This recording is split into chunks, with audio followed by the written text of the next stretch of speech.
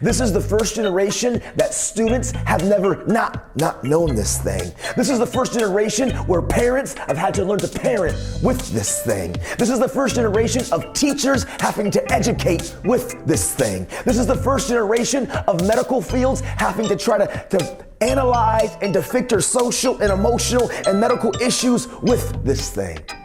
We're at the forefront of a technological advancement that we've never seen before. And it's not necessarily bad, and I know some of us can be critical of this, but at the end of the day, when I was speaking with Dr. Strockman in Phoenix, she said, and she has from the very forefront of the social media journey, actually all the way back when the Columbine incident happened, and they realized that there was a thing called MySpace, and that even though we didn't see it happening, their MySpace had it revealed. She knew then that this was going to be an issue, so she's dedicated her life since then to study and the challenges of the digital world. And what she said to me when I was face to face with her, she said, Nathan, listen, at the end of the day, this isn't bad, but right now we haven't quite figured out how to regulate this thing. She said, at the end of the day, if you look at the food pyramid chart, technology is kind of the same. At the baseline, we have the grains, the good nutrition things that we need, and then it has the milk and the vegetables and the fruits and the sweets, and it's the whole pyramid piece, right? She said technology is kind of the same, Nathan. There's some technology that's good for us. Our ability to study, to be more connected with our understanding of how the world operates. There is a place for this, but what's happening in the society right now, most of us are living on the top triangle where the sweets are, just the social media piece. And she said, I have full confidence that we're going to figure this out. And what I've learned to liken it to is that when the automobile revolution began to happen and the industrial revolution happened, when things began to change, back in the day, seatbelts were a necessity. But then we realized that the vehicles were going faster and they were getting a little bit more dangerous, and we had to begin to wear seatbelts a little bit more often, and we had to really regulate that thing. Now we can get into the car and we can go from point A to point B. For the most part, many of us get there safely. But it had taken time. She said, technology, it's going to be the same thing, but it's just taking time. Because truthfully, this has added another element. When the parents in here, when you were students, when you were children, you digested about a newspaper worth of content a day. The truth is today, the young people, the younger generation, and us as adults, we're digesting 3 to 5 newspapers worth of content every single day. And us as adults, we were kind of developed in those developmental stages of our early youth and adolescence. We developed perseverance. We developed resiliency. We developed some skills that today we can still handle these things. But our youth today, they don't quite have those same capabilities because the 3 to 5 newspapers worth of content, it's causing short circuits. And so what that means is that we just have to continue to be effective and to be very present, and we're going to figure this out. You see, technology has added a new factor to our journey. It's just a common reality that we can't change. But we will begin to figure this out as time. We just have no data to draw from. This is the very forefront. And so we're all in this together.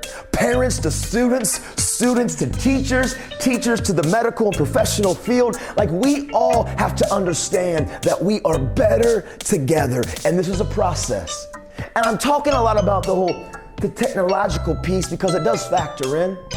You see, when we have more elements that are being added to our situation, what's happened, like I said a little bit ago, for the adults in here, you kind of had the ability to handle some of these storms, but the youth haven't.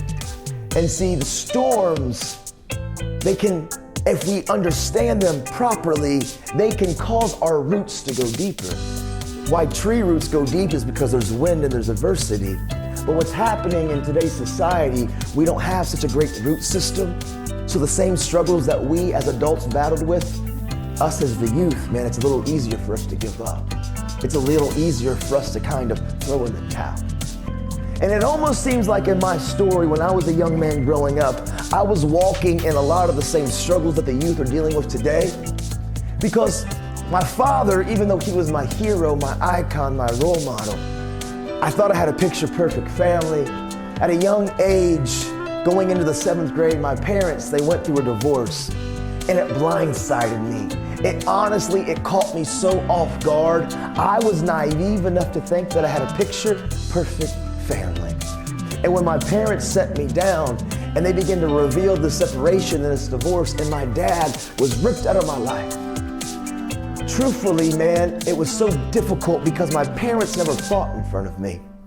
And it didn't make any sense to me because my parents, they did what many of us as a society do. We try to mask our hurts and our pains. We try to put on this fake face. We try to suppress our struggles, and we try to project and portray to everybody around us that it's all okay, even though behind the scenes, below the surface, the reality of it is, sometimes we have issues. And for me, when my parents got divorced, well, I did what they did. I learned to do exactly what they learned to do. I learned to put on my fake face. I learned to walk the walk and talk the talk, and on the surface it looked like everything was fine, but behind the mask, the hurts and the pains, the struggles, behind the mask I was screaming but I was silent. Behind the mask I was struggling but I was quiet. But I learned to do what my parents did, and that was to put on the fake face and to walk the walk and to go through the motions. And many of us, we know when we relate to that mask. Many of us know what I'm talking about, that even though on the inside there are challenges and there are issues and there are things that we are battling with, we put on this fake face and we go through the motions. See, I didn't know as a young man that it's okay to not be okay.